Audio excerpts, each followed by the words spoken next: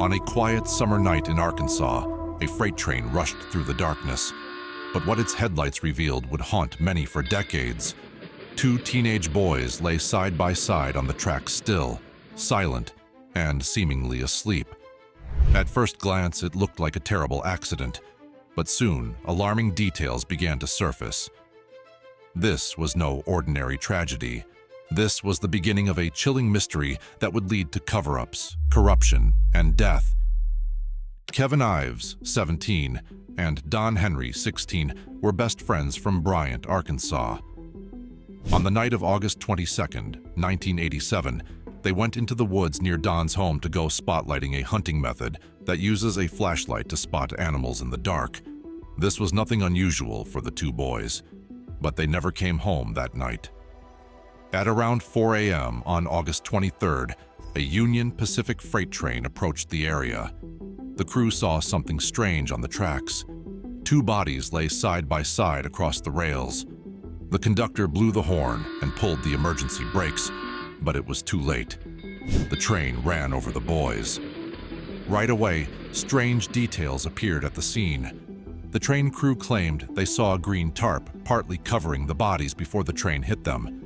However, when police arrived, the tarp had disappeared. Authorities later denied that a tarp was ever there. Nearby, investigators found a broken .22 caliber rifle Don's and a flashlight. Their bodies lay in a very orderly fashion, parallel to each other, which seemed unnatural and raised suspicion. The Arkansas State Medical Examiner at the time, Dr. Fahmy Malek, performed autopsies and made a shocking claim. He ruled the deaths accidental and said the boys had smoked the equivalent of 20 marijuana joints. According to him, they were in such a deep drug-induced sleep that they didn't hear the train coming. But this explanation made little sense to anyone who knew them or had basic knowledge of marijuana. Friends and family members insisted that the boys were only casual users, if at all.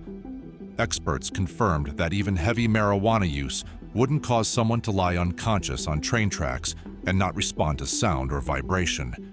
The idea that they lay perfectly still, side by side, was also suspicious. These inconsistencies pushed the families to demand a new investigation. After months of pressure, the bodies were exhumed and a second autopsy was performed by Dr. Joseph Burton, a highly respected medical examiner from Georgia. His findings completely changed the story. Dr. Burton found that Don Henry had been stabbed in the back and Kevin Ives had suffered a blow to the head, possibly from a rifle butt. Both injuries had occurred before the boys were hit by the train. This meant they had been attacked and most likely killed before their bodies were placed on the tracks.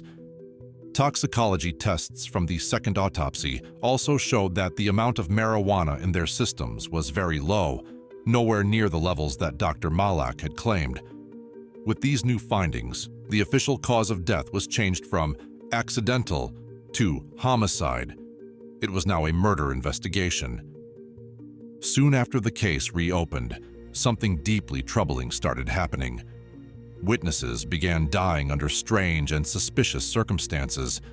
Keith McCaskill, a local bar owner, had reportedly been telling people he knew what really happened. Before his death, he warned his family he feared for his life. Days later, he was stabbed to death 113 times. Another man, Keith Coney, had told friends he was with the boys the night they died. Not long after, he died in a motorcycle crash while reportedly being chased. Greg Collins, who also might have had information, was shot to death. Daniel Bearden, another local young man who may have known something, went missing. His body was never found. And Jeff Rhodes, a potential witness, was found murdered, his body burned, his head shot. As the witness list shortened, fear grew in the community. It seemed that anyone connected to the case was being silenced. One theory that grew stronger was that Kevin and Don had stumbled upon a drug drop in the woods. The 1980s saw major drug smuggling operations in the region, especially involving Mena Airport in Arkansas. The airport had been linked to known drug smuggler Barry Seal and was rumored to be part of illegal operations connected to the CIA. It's believed that the boys may have witnessed something like a drop-off, a plane, or men involved in the smuggling and were killed to ensure their silence. There were also reports of a man wearing military-style clothing being seen near the tracks the night of the deaths. But that lead, like many others, was never fully followed up. The deeper people looked, the more they found signs that something bigger might be going on. The original investigation had been full of errors and neglect. Evidence was lost or mishandled. Leads were ignored. The sheriff at the time showed little interest in digging deeper. It wasn't just a failure of competence, it was a failure of justice. Later, the case was assigned to a new prosecutor, Dan Harmon. At first, Harmon appeared committed to finding answers, but years later, he was convicted on federal charges, including drug trafficking, racketeering, and witness tampering. The very man trusted with finding the truth turned out to be involved in criminal activities himself. It confirmed many suspicions that the investigation had been compromised from the start. The case gained national attention. It was featured on shows like Unsolved Mysteries, 2020, and America's Most Wanted. In 1999, investigative journalist Mara Leverett published a book titled The Boys on the Tracks, which laid out the case in detail. The book suggested that not only were the boys murdered, but their deaths were covered up by powerful people with something to hide. Through it all, Kevin Ives' mother, Linda Ives, became the strongest voice for justice. She refused to let her son's story be buried. She filed lawsuits, gave interviews, and worked with independent investigators and reporters. For over 30 years, she kept the case alive, constantly demanding access to sealed files and evidence.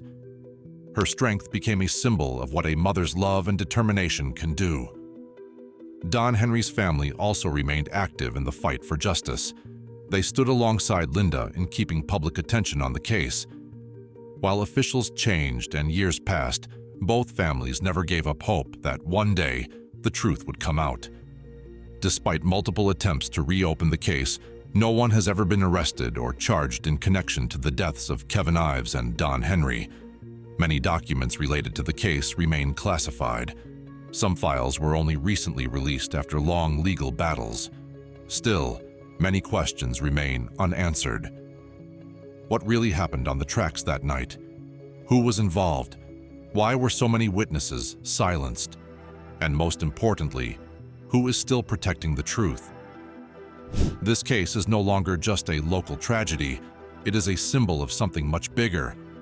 How easily the truth can be buried, how corruption can spread, and how justice can be delayed for decades.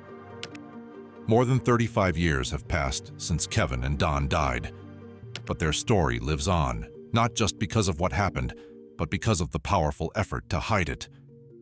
The haunting image of two boys lying side by side on the tracks is not just a memory, it is a warning, and it is a question that still demands answers.